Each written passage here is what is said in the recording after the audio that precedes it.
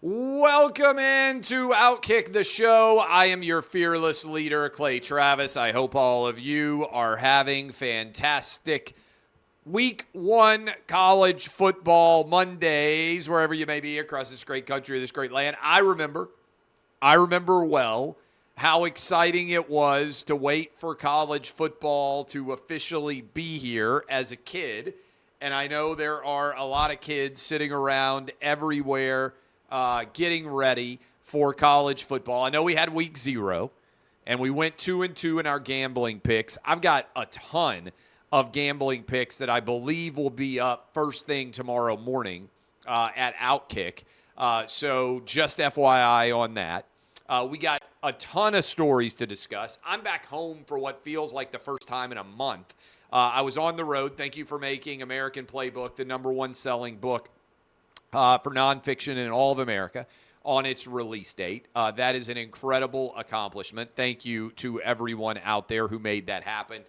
Let's just start rolling here with all of the shows, all the topics. I want to say right off the top, too, thank you for all who watched OutKick on Fox on last night at 10 o'clock Eastern, 9 o'clock Central, I think 8 o'clock Mountain, 7 o'clock Pacific. Tommy Lahren, Charlie Arnault, Riley Gaines, Enos Cantor, Mary Catherine Ham, everybody who helped put that show on. 1 hour special. I shared some clips if you didn't see it. A lot of fabulous feedback on that. I would bet that there will be more of those shows coming. But I just want to share this off the top. I've done one other pilot. 9 years ago, I did an OutKick pilot for FS1. I've shared some of those clips over the years. I embedded them in OutKick. I went to Morgantown, West Virginia, I believe, for the West Virginia-Kansas State game. I burned a couch in Morgantown, West Virginia. I can't even remember all the things we did. The idea was we would do a weekly OutKick show. This was in the early days of FS1. I think we taped it in the winter of 2014, if I remember correctly. Todd Furman was in it. Alex Curry was in it. We did it at a sports bar in L.A. near UCLA's campus. Took over the top floor, filmed the entire thing 9 years ago. I can't believe it's been 9 years. It passed like that to me in like the snap of a fingers. And that never aired. Now, I shared a couple of the clips, and we had a lot of fun with it, but the actual OutKick pilot on Fox Sports never aired. So this one aired last night on Fox News. I hope you enjoyed it. Cool, 9 years later to have that story actually, that show actually out there. Okay. Trump has a trial date set for March 4th in D.C. This is garbage. It's the day before Super Tuesday. Make no mistake of what's going on here.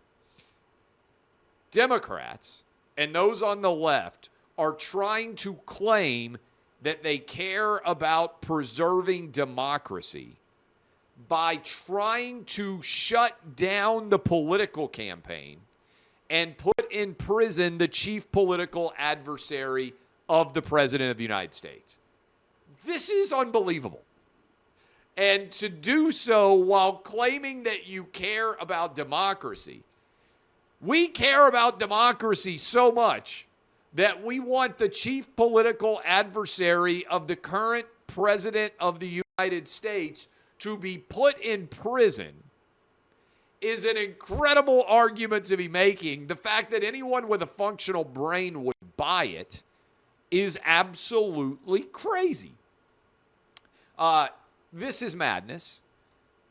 We should not be prosecuting sitting political office holders or, in my opinion, people who are running for President of the United States by the Department of Justice of the sitting office holder. This is all madness, okay? 240 years, this has never happened.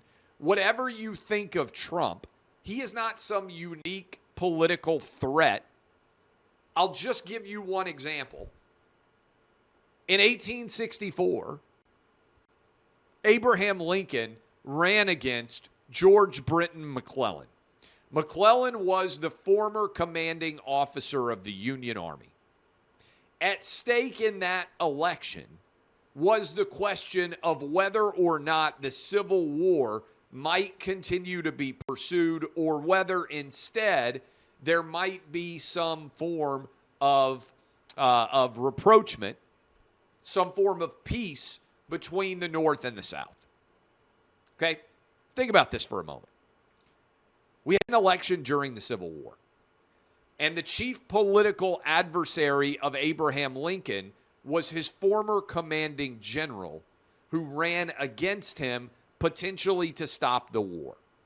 I bring all of that up because Lincoln didn't put McClellan in jail, even though McClellan was attempting to end the Civil War by removing Abraham Lincoln by beating him in 1864. For anyone out there who thinks that Trump is a unique threat to the country, you're crazy. 1944, there was an election over potentially whether we should continue to be involved in World War II.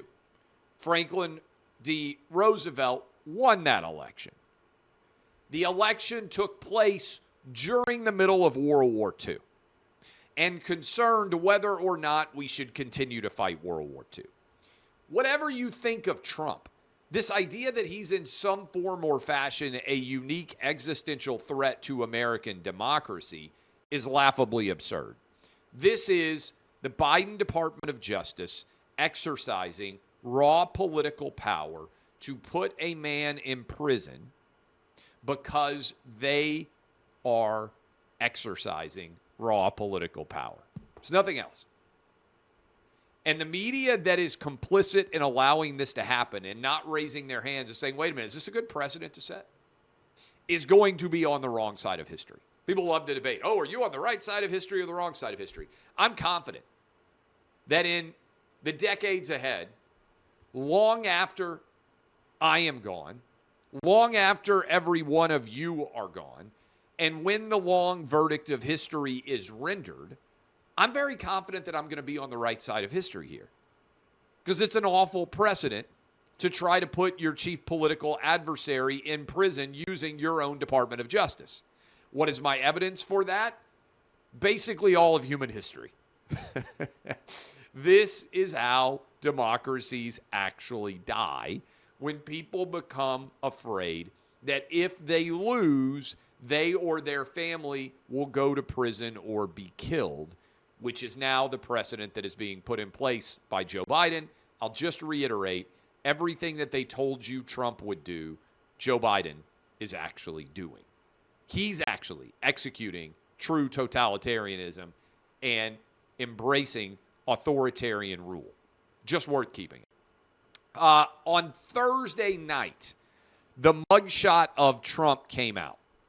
So, by the way, the Trump trial tape's a total joke. We talked about it a lot on Clay and Buck.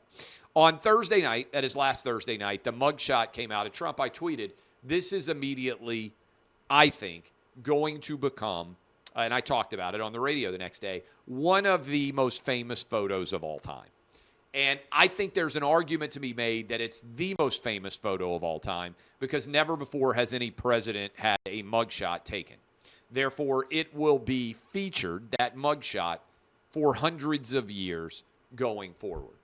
And I said, as I discussed, if you asked me, hey, what are some of the most famous photos that have ever existed? I don't mean portraits. I don't mean still shots of video. I mean actual photos. The soldier kissing the woman in Times Square.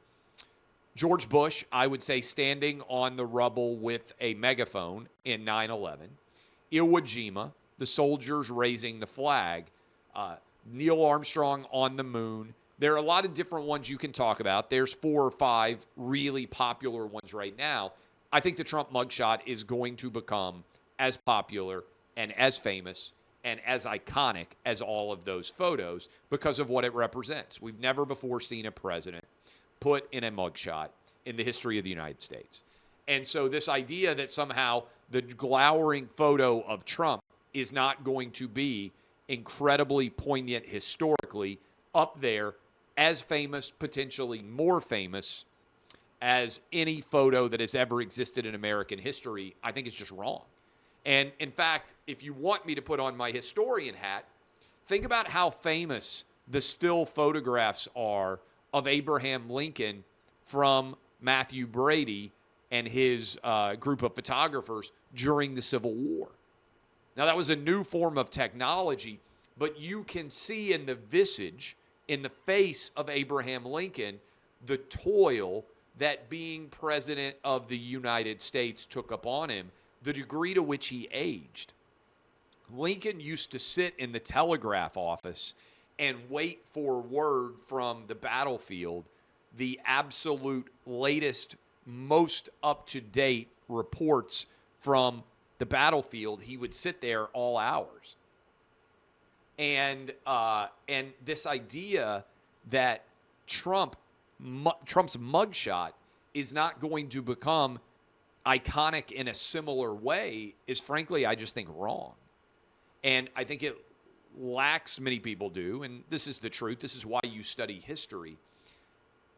You have to have a long view of history to understand what gets lost in the noise and what becomes iconic.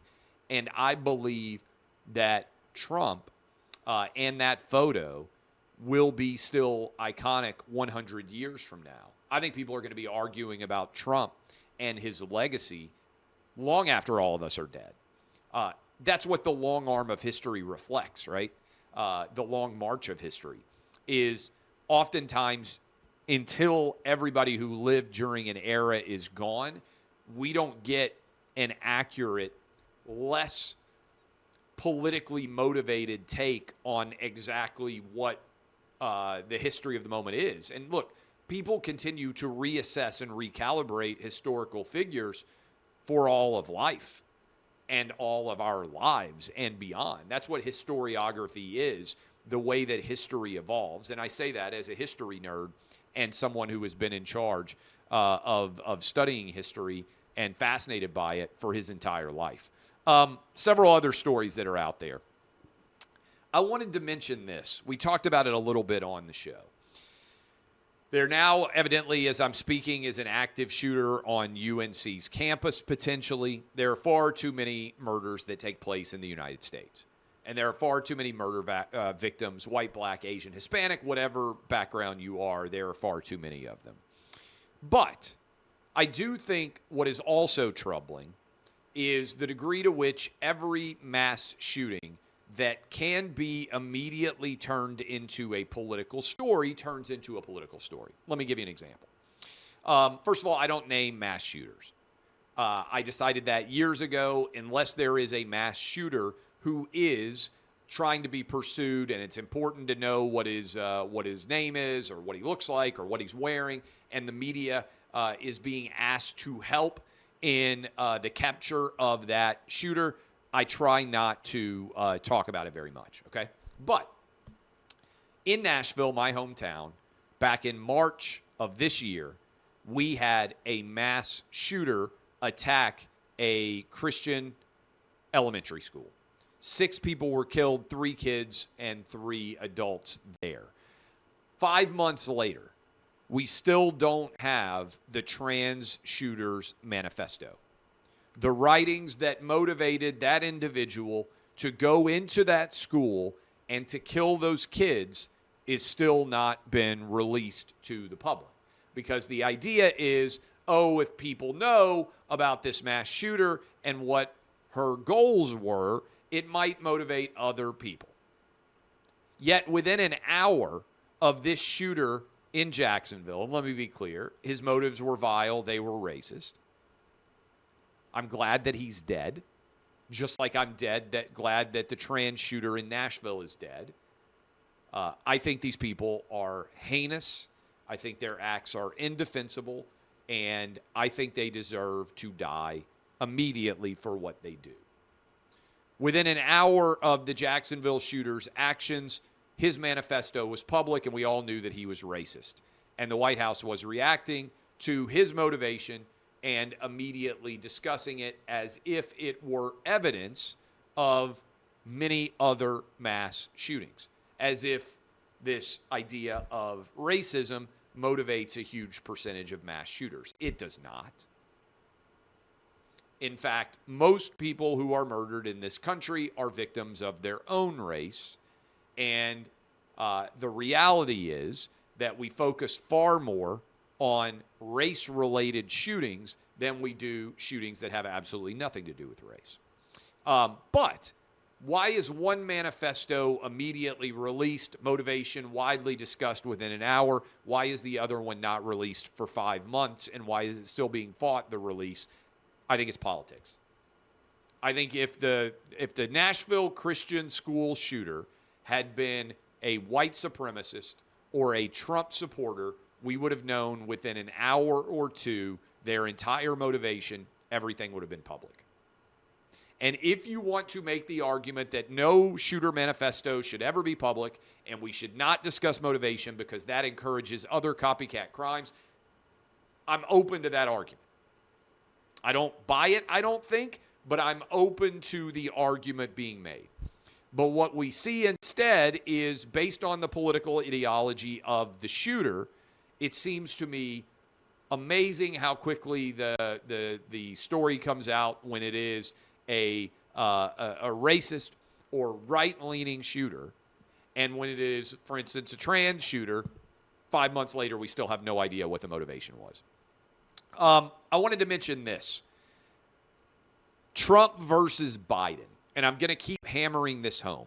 In the event that we see a Trump versus Biden rematch, will the vote totals be higher or lower than 2020? Buck and I got into a debate over this, and you can see what that debate is. You can go vote if you are so inclined. And in particular, around 5,000 of you have voted so far. I argue that less people will vote in 2024. Buck argues that there will be more votes. 59% say less votes. 41% say more votes. The way that Trump wins, in my opinion, I think there are three pathways. I don't think a lot of people are going to change their mind. I don't think there are that many people who voted in 2020 that if we get a rematch, will say, hey, I voted Trump in 2020. I'm voting Biden in 2024. I don't think there's that many Biden 2020 voters who will flip back to Trump in 2024, right?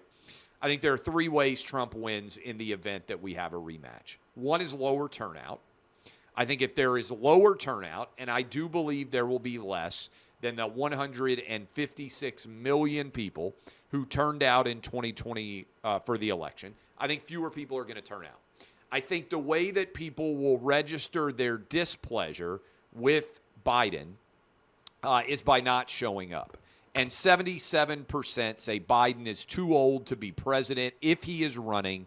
I think that some of the people who were swing voters that showed up and voted for Biden will be less likely to show up. I think the Trump voters are going to be more motivated. I think the Biden voters are going to be less motivated. That's my theory. And we're looking 16 months out. Obviously, a lot can change.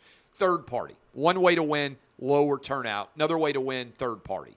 I think the more third party activity there is, most people don't want a Trump-Biden rematch. That is a huge percentage of the American public. I think there may well be a third party. I think the third party works against Biden because I think it dilutes the anti-Trump vote. Again, in my opinion, most people didn't vote for Joe Biden. They voted against Trump. Third is Biden's health collapses after he's locked in officially as the candidate. I think he could have a Mitch McConnell-like moment where he's unable to speak, where he freezes, where he has a stroke, where he collapses.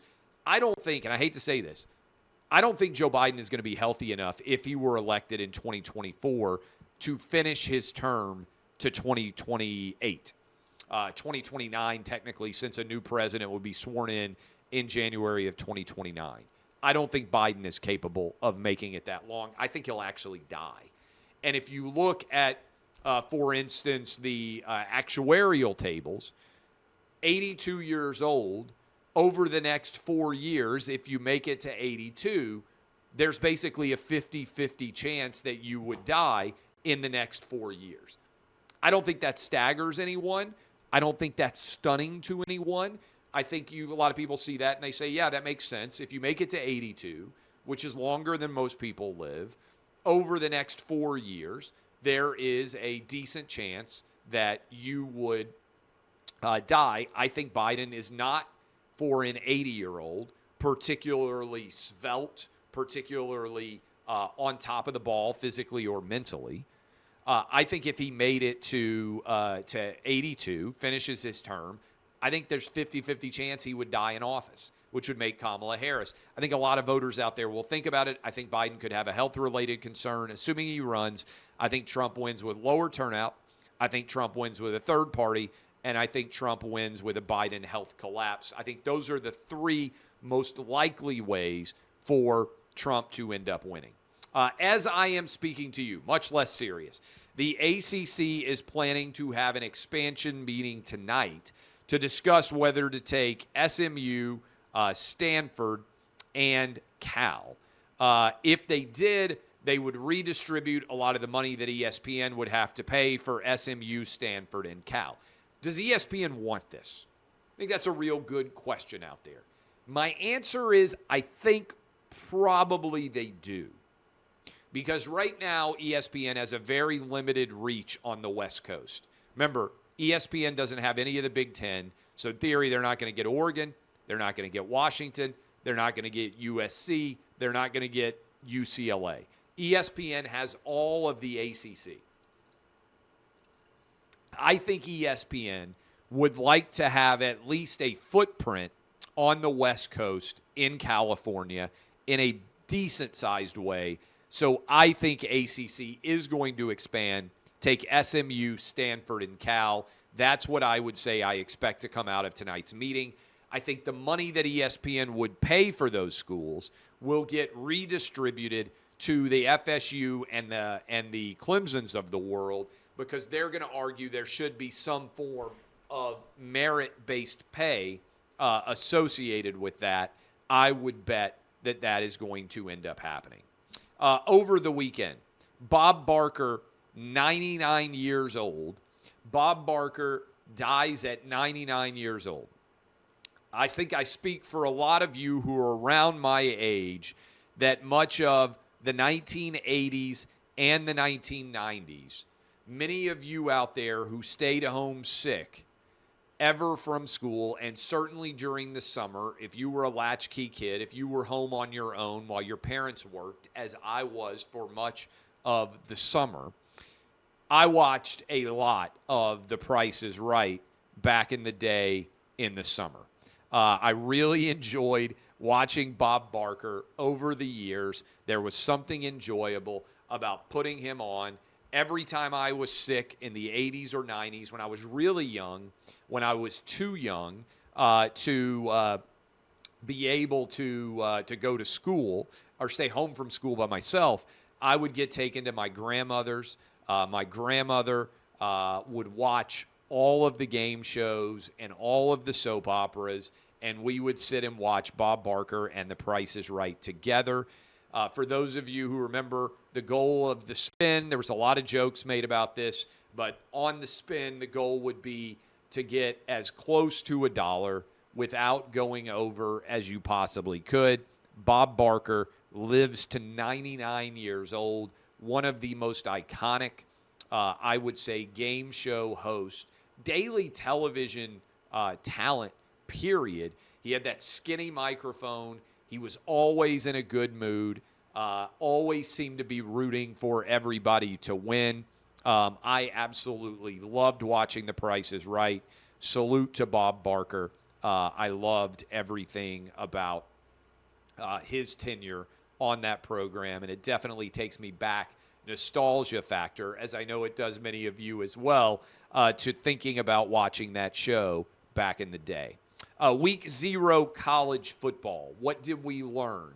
USC, Caleb Williams, is the best quarterback in the entirety of college football. He's going to be the overall number 1 draft pick. You're going to see a lot of angling for him from everybody out there. he looked still incredible at his job and how well he performed. Really good numbers for him. Zachariah Branch, stud, freshman, maybe the most productive freshman. But if you're an SC fan, the challenge, I think, still going forward for SC is that defense still gave up a lot of points. 56-28 was the final.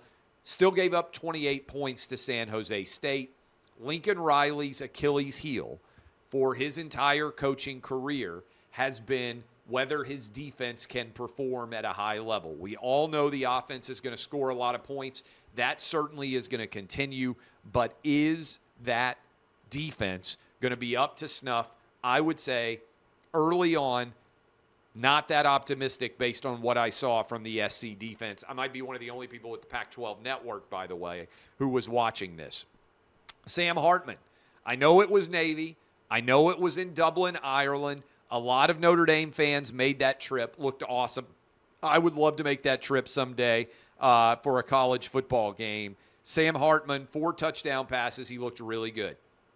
Notre Dame, we're going to find out a lot about Notre Dame in that game against Ohio State. I was looking at Notre Dame's schedule. No doubt now that they are better at the quarterback position.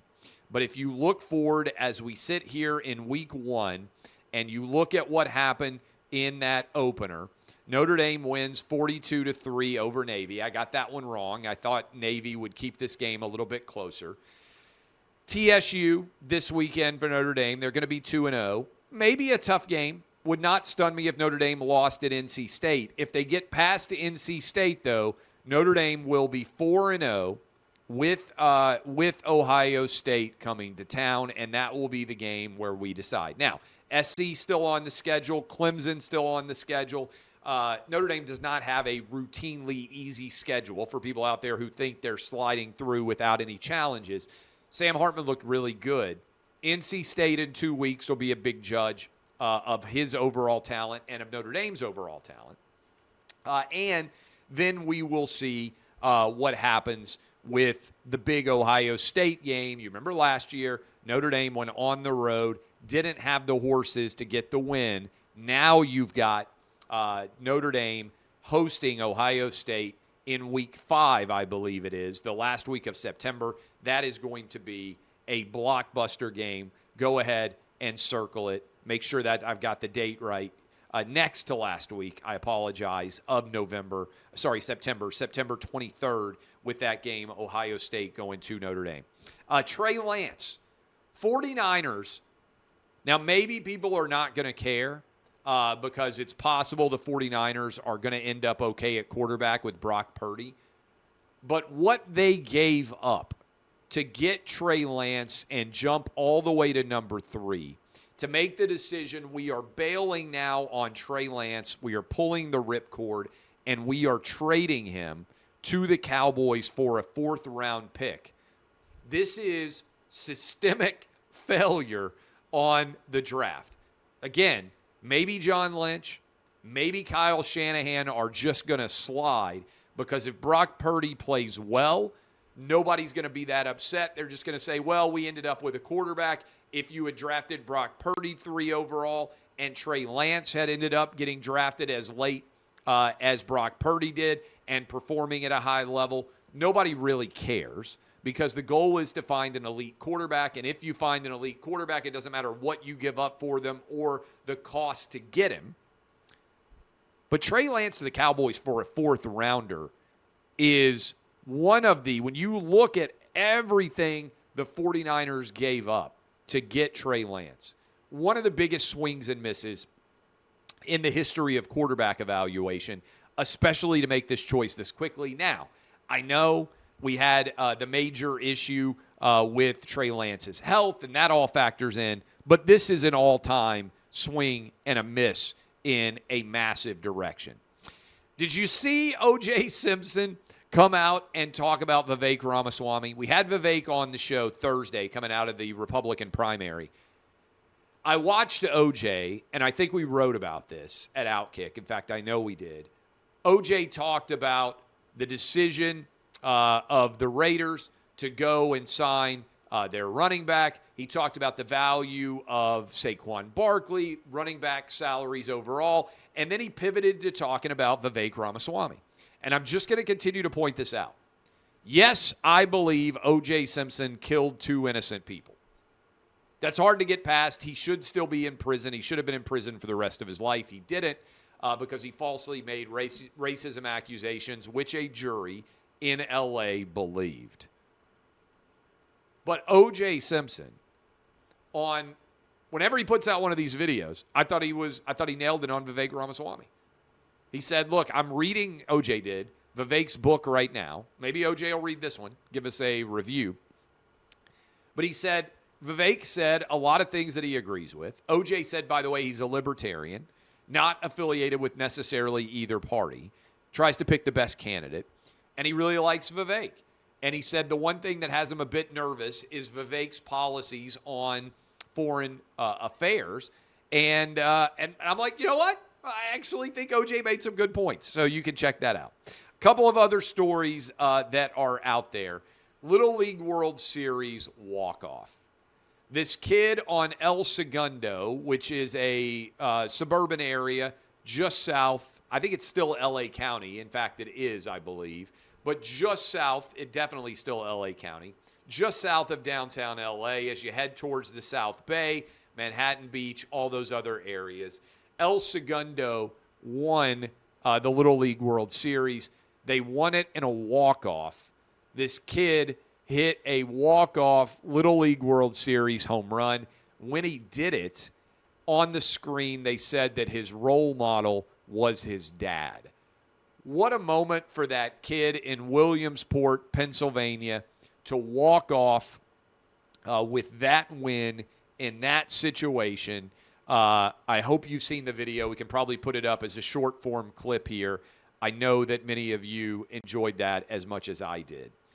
Finally, they had what they said was the biggest search ever for the Loch Ness Monster for Nessie.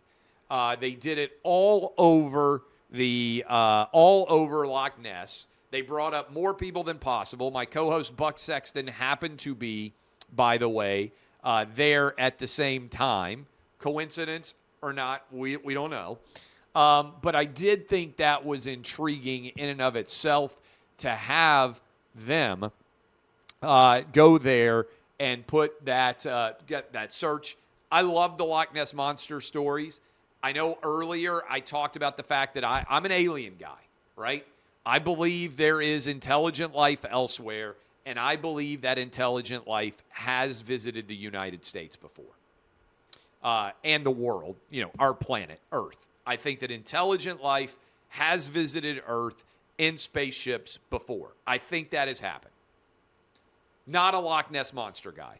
I think the Loch Ness Monster is 100% made up. All of the searches for the Loch Ness Monster have uncovered the same result, which is there is no evidence that there was ever a Loch Ness Monster. I don't believe in Nessie. I imagine the water in Scotland is very cold, but I would not be afraid to go swimming there other than the fact that it would be very cold. Not a Loch Ness Monster guy. I am a aliens have visited Earth guy. I don't know if those overlap, means that I don't believe in every single conspiracy out there. To me, looking at the evidence, I don't think there's evidence the Loch Ness Monster is real. That is how we will finish the show. Aliens visiting Earth, yes. Loch Ness Monster, no. You can take and share your own opinions in the comments below. As always, DBAP, unless you need to SBAP. I am Clay Travis, and this has been OutKick, the show.